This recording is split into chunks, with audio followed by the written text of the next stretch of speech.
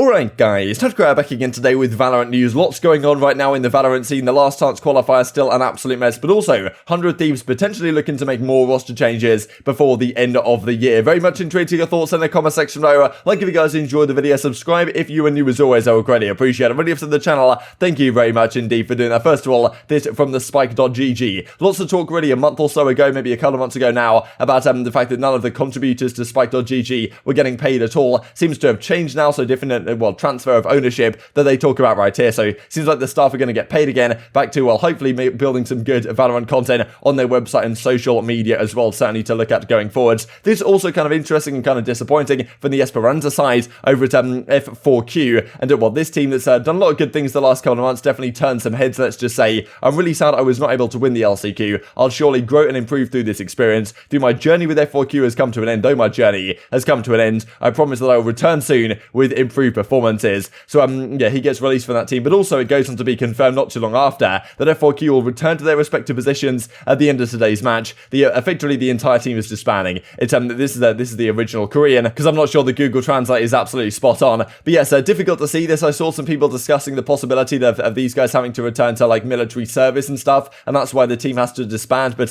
they've definitely turned some heads the last several months. So difficult to see this team depart in the way that they have from the last chance qualifier, and now are disbanding entirely as a roster, and maybe with any luck they'll be back in due course, but it's going to be difficult. Well, it was like a wild horse growing in a short period of time. Please support the future of this team as well. This then from 100 Thieves. A couple of weeks ago now we talked about this boy joining 100 Thieves starting roster. We've got Steel moving to the bench, 7 as their main substitute for the rest of the season. Now it seems like from what Ethan has to say yesterday, which is to me it's kind of a surprise that he came out and said this pretty much during the last chance qualifier, that yes, this is pretty much a temporary move. It's not been confirmed like this. I thought honestly that Steel moving out, I guess they thought that like the relationships with Steel were just so terrible they had to bring someone in. They bring in Boy, and to be fair, they look pretty good at last chance qualifier. They are up there in the winner's side, hoping to obviously play like FaZe, Rise, and whoever else comes from that side of the bracket. That of course was cancelled due to the whole shambles of a last chance qualifier over these last several days. But this is what Ethan has to say yesterday in an interesting article over at VLR.GG. I'll leave for you guys links down below. This is definitely not the final iteration of the team.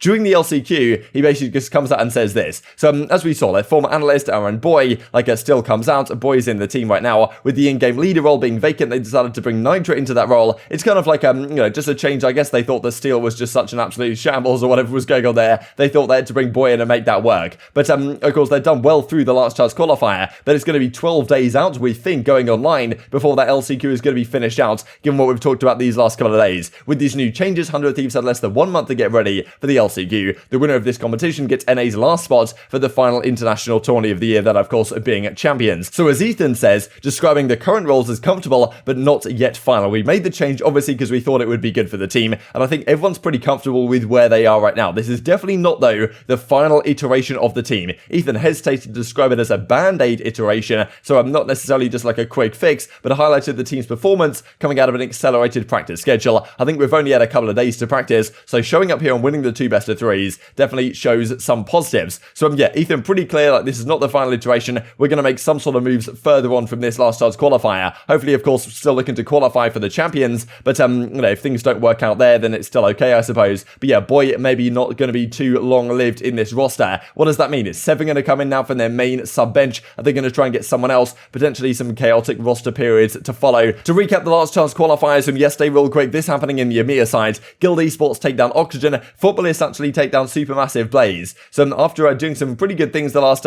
few months or so, they seem to have fallen off the pace pretty significantly. G2 play Liquid later on today, as do Guild Footballist on the other side of things. These were, just to break it down real quick, Guild Esports a 2-0 over Oxygen. It was a split and breeze, pretty comfortable in the end of the day. I mean, Safe just absolutely dominates, 45-25, 13-8, and then 13-11 in the end. So it wasn't convincing over Oxygen, but they get the job done and continue on in the lower side. This also say Footballist versus Supermassive Blaze, 2 Turkish teams going at it, and 57-39 for QW, dominant performance really, goes all the way down to Icebox, and this was 13-4, in the very final map when it felt like maybe Supermassive Blaze were going to make something happen. Doesn't happen. QW1 goes 26-9 and wins the entire thing. Definitely a bit of a shocking last map from Izzy as well, 4-14. Far from ideal on that front, but this is what's going on in the other side, the APAC region. We've got Northeption in the grand finals. They're going to play the winner of Full Sense and the winner of Down 1 versus New Turn on this side of things, and then the Latin American region later on today we're going to get these these matches, Australs versus Ham and Liberty, and then Gamelanders versus Fury. Of course, the winner of these two will play in the grand finals, and one of these teams will make it all the way to champions. But very much intrigued to get your thoughts on all this stuff in the comment section below. Hope you guys enjoyed the video. If you did enjoy it, I'd greatly appreciate a like on the video. Really upset that you working on like you enjoyed this content. Other people like you may enjoy this content as well, and I've grown the competitive Valorant community. Thank you for watching as always. Take care, and I will see you next time. 야, 이렇게 많은데 한 명이. 자, 소개됐어요, 칼포. 버니가 이런 마음 편안하죠. 우쿨도 한번 땡겨볼까? 가능합니다 이제는. 더 좋았는데 총기는 뉴턴이. 자, 이제 버니가 2발. 와, 3명, 4명. 에이스! 매치 포인트 못 잡습니다. 완벽한 세트였습니다. 버니. 아니 이게 무슨 의식의 흐름인가요 도대체 버니? 넌 2발 난 1발? 1발 그치?